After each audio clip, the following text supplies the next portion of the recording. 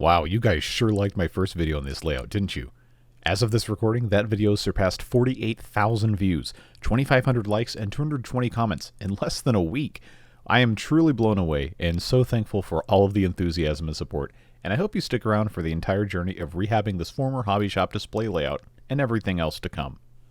Alright, on to the main crux of this week's video, track cleaning. Now, let's hit pause for a moment.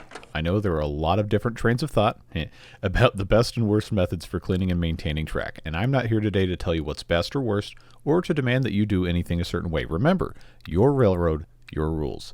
That being said, let's continue. When I purchased this layout, the owner of the shop recommended the Woodland Scenics track cleaning solution for when I got around to rehabbing the track, and as it turned out, I recently received this Woodland Scenics track cleaning kit as a birthday gift from my parents. Thanks, Mom and Dad. This kit comes with a movable handle to aid in accessing hard-to-reach areas, the tool for scrubbing track itself, a variety of cleaning pads ranging from soft felt to hard rubber, and a small bottle of track cleaning solution, plus some instructions.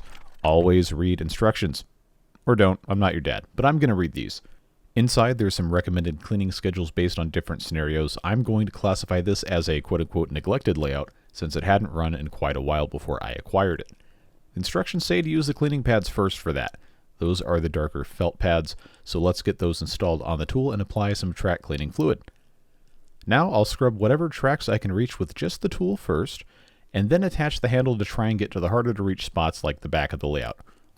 Looks like it will also be perfect for getting inside of this truss bridge, as well as some other detail hard to reach areas underneath the bridge and around tight corners behind scenery as well. I didn't expect it to fit into in-scale tunnels though, so this was a great surprise. I was able to get pretty far back into each tunnel portal, and for the rest I'll need to pull the layout away from the backdrop and poke this thing in there. It's not quite as tidy back here, but I was still able to scrub most of the hidden track. I'm going to take a gamble here and try to get our locomotive running on this lower loop without doing any additional cleaning, just this initial scrub. And it did make it a lot further than last week, but it's clear there's still a few trouble spots that will need a bit more work. So I'll hit those real quick, and then get it lined up on the front straightaway and give it full power. And it did almost a full lap. The locomotive ended up derailing in the tunnel because this stray piece of stone wall that had fallen on the track got in the way. So now that that's no longer in the way, I'll get it reset and once more send it around with full power. This time, it did a full lap. After a brief moment of evil villain laughter, I repositioned the camera, set the locomotive up on the upper loop, and confirmed that it runs on a good portion of that track as well. Now let's get it back on the lower loop and set it to run for 5 continuous minutes in order to help break in the locomotive, since this is the first time it's really been running. I can't do this on the upper loop just quite yet since the terrain collapse is currently blocking the right-of-way, but that's a project for another day. Now I'm going to put some more of the missing vehicles and details back in place on the layout. There's plenty of neat scenes to enjoy, and we'll go into detail about them in the future, but for now I'll finish placing the rest of these on the layout and move on to our last bit of fun for today. And of course, that's getting the full train assembled. But I wanted to share something truly special with you first.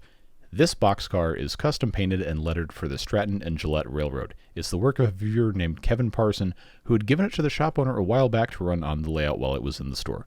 Kevin commented in the first video to tell me about it and share some memories of the shop, and while I didn't acquire the collection of locomotives in rolling stock when I purchased the layout, I figured I'd go back to the shop and ask if the boxcar was still there. And lo and behold, there it was in a tray of in-scale rolling stock. I was allowed to take the car back home with me, and today it's going to run on this railroad again for the first time in years. Aside from the Stratton Gillette boxcar and the Cotto starter set train, this layout did come with a few other rail cars. There was this coal hopper with a load installed that has knuckle couplers, and there were 2 empty coal hoppers that had been buried in a tangle of loose scenery fluff and broken landscaping up by the damaged coal mine area.